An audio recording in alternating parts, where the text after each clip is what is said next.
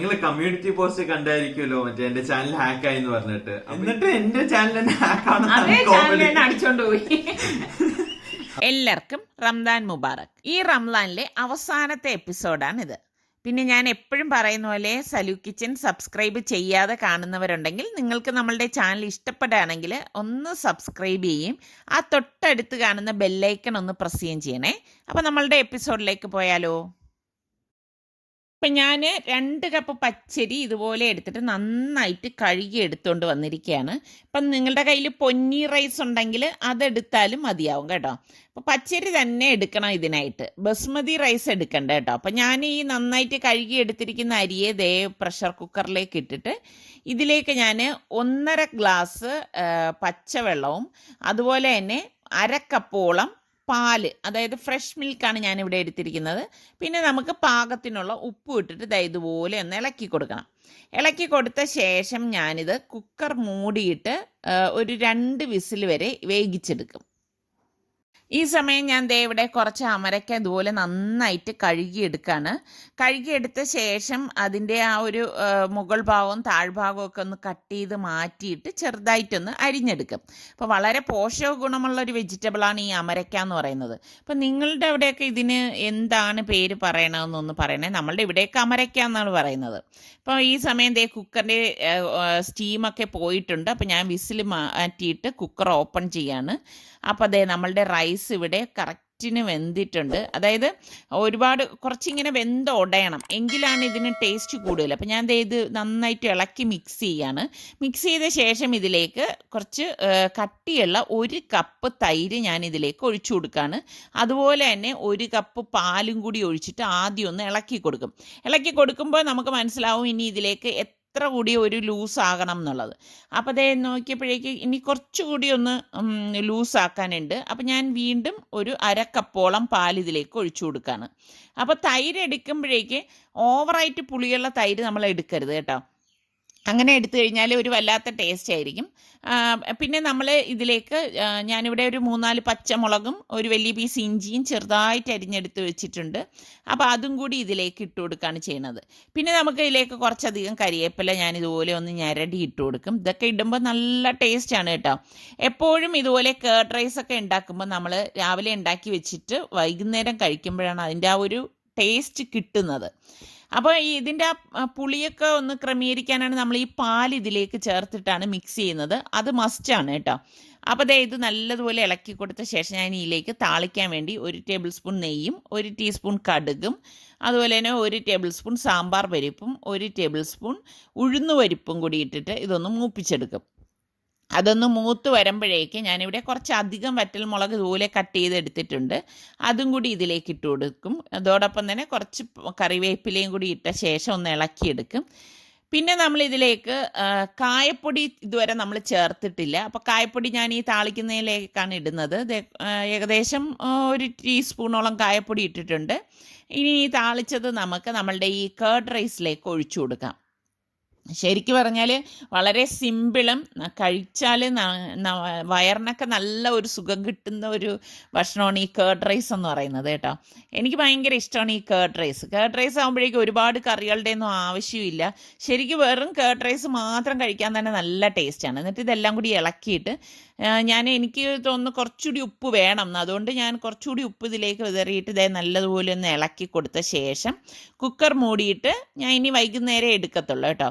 അപ്പോൾ എടുക്കുന്ന സമയത്ത് നമുക്കിത് ലൂസ് വേണമെന്ന് തോന്നുകയാണെങ്കിൽ നിങ്ങൾ കുറച്ചുകൂടി പാല് ചേർത്ത് ഇളക്കിയെടുത്താൽ മതി. പയർ തോരൻ വയ്ക്കാൻ വേണ്ടി ഞാൻ ചീനിച്ചട്ടിയിലേക്ക് 1 ടേബിൾ സ്പൂൺ വെളിച്ചെണ്ണ ഒഴിച്ചിട്ട് കടുകും ചെറിയ ജീരകവും വറ്റൽമുളകും കറിവേപ്പിലയും കൂടി ഇട്ട് കൊടുക്കുകയാണ്. അതൊന്ന് മൂത്ത് വരുമ്പോഴേക്ക് നമ്മൾ ഈ അരിഞ്ഞു വെച്ചിരിക്കുന്ന അമരക്ക പയർ ഇതിലേക്ക് ഇട്ടിട്ട് ഒന്ന് ഇളക്കി കൊടുക്കും. ഇളക്കി കൊടുത്ത ശേഷം ഇതിലേക്ക് നമ്മൾ പാകത്തിനുള്ള ഉപ്പിട്ട് കൊടുക്കും. അപ്പോൾ ഏത് വെജിറ്റബിൾ വേവിക്കുമ്പോഴായാലും ശ്രദ്ധിക്കേണ്ട കാര്യം എന്ന് പറഞ്ഞാൽ ആ വെജിറ്റബിളിൻ്റെ കളർ നഷ്ടപ്പെടാത്ത രീതിയിൽ വേണം നമ്മൾ കുക്ക് ചെയ്യാനുള്ളത്. അപ്പം ഞാനിത് 1 ടീസ്പൂണ് കാശ്മീരി ചില്ലി പൗഡറും 1 ടീസ്പൂൺ ചെറിയ ജീരകവും 1 ടീസ്പൂൺ മഞ്ഞൾപ്പൊടിയും ഇട്ടിട്ട് ഇതൊന്ന് ഇളക്കി കൊടുക്കുകയാണ് ചെയ്യുന്നത്. അപ്പോൾ കളർ നഷ്ടപ്പെടുകയും ചെയ്യരുത്, എന്നാൽ ആ വെജിറ്റബിൾ വേഗം വേണം. ആ ഒരു രീതിയിൽ വേണം നമ്മൾ കുക്ക് ചെയ്തെടുക്കാനുള്ളത്. പിന്നെ ഞാൻ ഒരു അരപ്പിടി തേങ്ങ ഇതിലേക്ക് ഇട്ടിട്ടുള്ളൂ. എന്നിട്ട് എല്ലാം കൂട്ടിയിട്ടൊന്ന് ഇളക്കിയെടുക്കും. ഇതാണ് ഞാൻ പെട്ടെന്ന് ഉണ്ടാക്കിയെടുക്കുന്ന ഒരു തോരൻ എന്ന് പറയുന്നത് കേട്ടോ. അപ്പോൾ നമ്മുടെ അമരത്തോരനും ഇവിടെ റെഡി ആയിട്ടുണ്ട്. അപ്പോൾ ഇത് രണ്ടും കൂടി നല്ല കോമ്പിനേഷനാണ് കേട്ടോ. ഞാനിതൊക്കെ ഉണ്ടാക്കിക്കൊണ്ടിരിക്കുമ്പോൾ വെളിയിൽ ശക്തമായിട്ടുള്ള മഴ പെയ്യാണ്. ഇപ്പം എന്നും ഇങ്ങനെയാണ്, നല്ല മഴയുണ്ടാവും. മഴ മാത്രമല്ല ഉണ്ടാവുന്നത് കേട്ടോ, നല്ല ശക്തമായിട്ട് ഇടിവെട്ടും മിന്നലുണ്ടാകും, ഇതൊക്കെ ഉണ്ടാവും. മഴ മാത്രമാണെങ്കിൽ അത്ര നമുക്ക് ഭയം തോന്നത്തില്ല, പക്ഷേ ഇടിയും മിന്നലും ഒക്കെ വരുമ്പോഴാണ് വല്ലാതെ പേടി തോന്നും. അപ്പം എന്നും ഇപ്പോൾ ഉച്ചയ്ക്ക് ശേഷം നല്ല മഴയാണ്. ഡേയ്, നിന്റെ വാച്ച് ടൈം കിട്ടിയാ? കുറച്ച് കാര്യം പറയാനുണ്ട് ഫ്രണ്ട് വരെ. സുൽത്താൻ വന്നല്ല, അപ്പൊ ഇനിയിപ്പോ സുൽത്താൻ തന്നെ വ്യക്തമായിട്ട് അവർക്ക് പറഞ്ഞു കൊടുക്കുക. ഓക്കെ, അപ്പം നിങ്ങൾ കമ്മ്യൂണിറ്റി പോസ്റ്റ് കണ്ടായിരിക്കുമല്ലോ മറ്റേ എന്റെ ചാനൽ ഹാക്കായി എന്ന് പറഞ്ഞിട്ട്. അപ്പൊ ഇത് ഞാൻ ശരിക്കും അറിയണത് തന്നെ സൽമാന്റെ ഒരു ഫ്രണ്ട് ഫർഹാൻ. അപ്പം സൽമാൻ ഇക്കാടെ ഫ്രണ്ട് ആണെങ്കിൽ എന്നെ വിളിച്ചത്. ഫർഹാൻ എന്നെ വിളിച്ചിട്ട് ഇക്കാ അത് കുറെ പ്രാവശ്യം വിളിച്ചു, അപ്പൊ ഇക്കാ കിട്ടിയില്ല. അപ്പൊ അങ്ങനെ എന്നെ വിളിച്ചിട്ട് പറഞ്ഞ ഇതേപോലെ നിന്റെ ചാനലിൽ കുറെ വീഡിയോസ് വന്നിരുന്നു. അപ്പൊ എനിക്ക് അറിഞ്ഞൂടാ, ഞാൻ വീഡിയോസ് പോസ്റ്റ് ചെയ്തിട്ട് കുറെ നാളായി. അപ്പൊ ഞാൻ വൃത്തിയിട്ട വീഡിയോസ് ആണ് പോസ്റ്റ് ആയിക്കൊണ്ടിരിക്കുന്നതെന്ന് പറഞ്ഞു. അപ്പം ഞാൻ കയറി നോക്കിയപ്പം 9-10 വീഡിയോസോളം ഓൾറെഡി അപ്ലോഡ് ഇവര് ഇത് പറഞ്ഞുകൊണ്ടിരിക്കുമ്പോ തന്നെ ഞാൻ പെട്ടെന്ന് ഫോൺ എടുത്ത് നോക്കുമ്പോൾ എനിക്ക് നോട്ടിഫിക്കേഷൻ വരുന്നു സുൽത്താൻ പോസ്റ്റ് ചെയ്തത്. എല്ലാവർക്കും നോട്ടിഫിക്കേഷൻ പോയിട്ടുണ്ട്. രസമല്ല സുൽത്താൻ, ഇപ്പൊ നമ്മള് വീഡിയോസ് ഒക്കെ ഇട്ട് കഴിഞ്ഞാൽ ആർക്കും നോട്ടിഫിക്കേഷൻ കിട്ടുന്നില്ല. ഇതുപോലത്തെ ഒരു ബാഡ് വീഡിയോ വന്നപ്പോ എല്ലാവർക്കും നോട്ടിഫിക്കേഷൻ കിട്ടാണ്. അപ്പൊ എന്താണെന്ന് വെച്ചാൽ 3 വീഡിയോ പോസ്റ്റ് ആയിട്ടുള്ളൂ. ഞാൻ എന്റെ സ്റ്റുഡിയോ കയറി നോക്കിയപ്പം 9 വീഡിയോകളും അപ്ലോഡ് ചെയ്തിട്ടുണ്ട്. അതിന്റെ അകത്ത് 3 യൂട്യൂബിൽ തന്നെ റിമൂവ് ചെയ്ത് 3 പോസ്റ്റ് ആയി, പിന്നെ 3 അപ്ലോഡിങ് ആയിക്കൊണ്ടിരിക്കുക. ആരോ കയറി അപ്ലോഡ് ചെയ്യുക.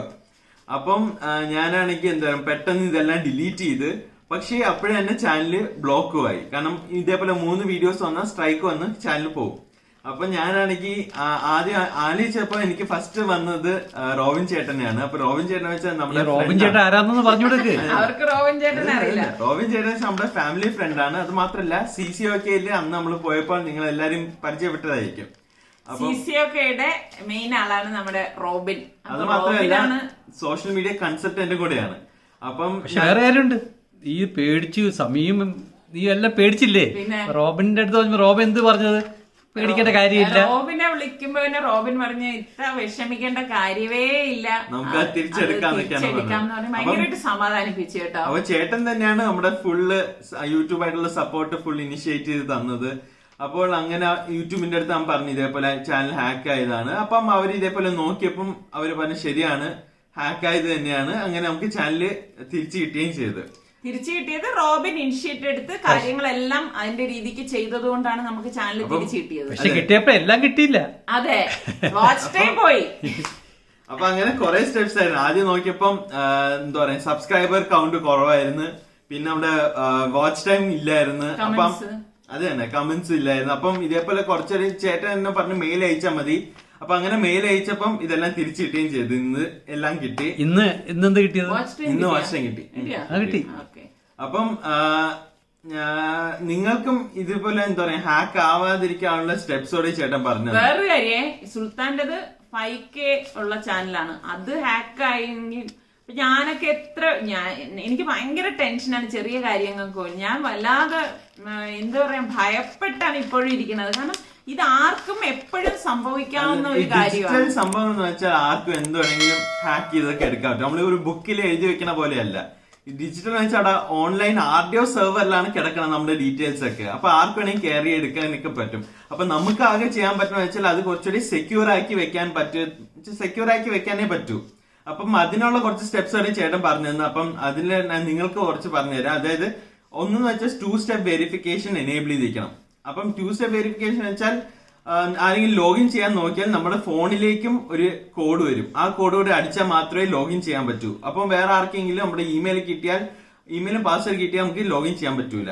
പിന്നെ വേറെ കാര്യം എന്ന് വെച്ചാൽ അപ്പം കണ്ടന്റ് ക്രിയേറ്റേഴ്സ് ആണെങ്കിൽ കുറെ പ്രൊമോഷണൽ വീഡിയോസ്, പ്രൊമോഷൻ മെയിലുകൾ വരും. അതായത് നിങ്ങൾക്ക് ഇത്ര രൂപ തരാം, നിങ്ങളുടെ ഒരു വീഡിയോ പ്രതീക്ഷിക്കുകയാണെന്ന് പറഞ്ഞിട്ട് കുറെ മെയിലുകൾ വരും. അപ്പൊ അങ്ങനത്തെ മെയിലുകൾ അറ്റാച്ച്മെന്റ്സും കാണും. അപ്പൊ നിങ്ങൾക്ക് അറിഞ്ഞുകൂടാത്ത അല്ലെങ്കിൽ ഓതന്റിസിറ്റി ഇല്ലാത്ത മെയിലുകൾ വഴി ഒന്നും അറ്റാച്ച്മെന്റ് ഡൗൺലോഡും ഓപ്പൺ ചെയ്യല്. അത് മാത്രമല്ല മെയിലും ഓപ്പൺ ചെയ്യാതിരിക്കാനാണ് ഏറ്റവും നല്ലത്. ഞാൻ എന്റെ ചാനൽ നോക്കിയാൽ ഞാൻ ഇതേപോലെ കുറെ സെക്യൂരിറ്റി കാര്യങ്ങൾ പറഞ്ഞിട്ടുണ്ട്. എന്നിട്ട് എന്റെ ചാനൽ തന്നെ അതേ ചാനൽ ഹാക്ക് അടിച്ചോണ്ട് പോയി. അപ്പൊ നിങ്ങളുടെ ചാനൽ ഹാക്ക് ആയെങ്കിൽ അല്ലെങ്കിൽ ഹാക്ക് ആവാതിരിക്കാനുള്ള കുറെ ടിപ്സ് ഒക്കെ ഞാൻ എന്റെ ചാനൽ വഴി ഒരു വീഡിയോ ചെയ്യുന്നുണ്ട്. അപ്പോൾ എന്റെ ചാനലാണ് ക്രാഫ്റ്റ് കോർണർ ബൈ സുൽത്താൻ സാർദൻ. അപ്പൊ ഇതൊക്കെയാണ് എന്റെ ചാനലിന്റെ വിശേഷം. അപ്പം റോബിൻ ചേട്ടനെ കാണുവാണെങ്കിൽ ഞാൻ ഒത്തിരി ഒത്തിരി താങ്ക്സ് പറയാണ്. ചേട്ടന്റെ ഹെൽപ്പ് ഇല്ലായിരുന്നെങ്കിൽ ചിലപ്പോ എന്റെ ചാനൽ തിരിച്ച് കിട്ടുമോ പോലും ഇല്ലായിരുന്നു. അപ്പം താങ്ക് യു ചേട്ടാ. അതാണ് റോബിനെ ഒരിക്കൽ കൂടി ഞാനും റോബിന്റെ അടുത്ത് താങ്ക്സ് പറയാണ്. പിന്നെ ഇത് ഞാനും ഇപ്പൊ ഇവന്റേത് 5K ഉള്ള ചാനലാണ്, നമ്മളുടേത് ഇത്രയും ഇതുള്ള ചാനലാണ്. അപ്പൊ ഇന്ന് എനിക്ക് ഭയമുണ്ട്, കാരണം ആർക്കും എപ്പോഴും സംഭവിക്കാവുന്ന ഒരു കാര്യമാണിത്.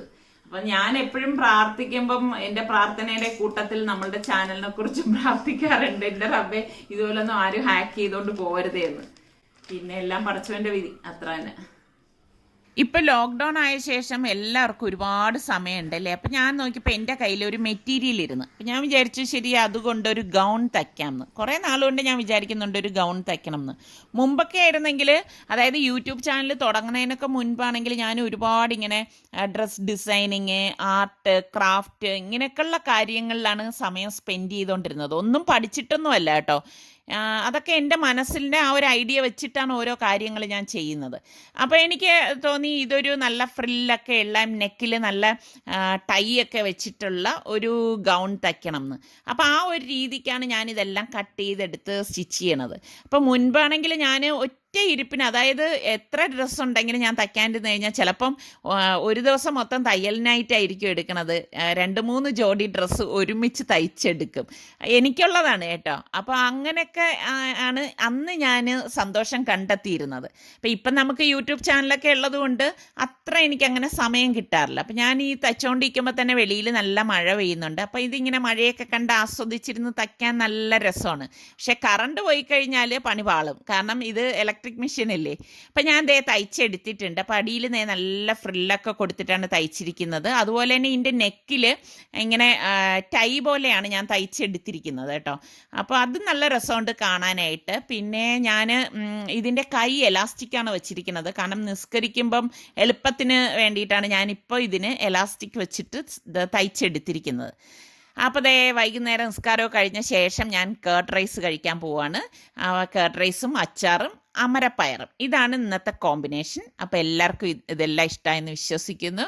അടുത്തിനി നമുക്ക് നല്ല റെസിപ്പിയുമായി വരുന്നത് വരെ എല്ലാവർക്കും ഒരിക്കൽ കൂടി റംദാൻ മുബാറക്.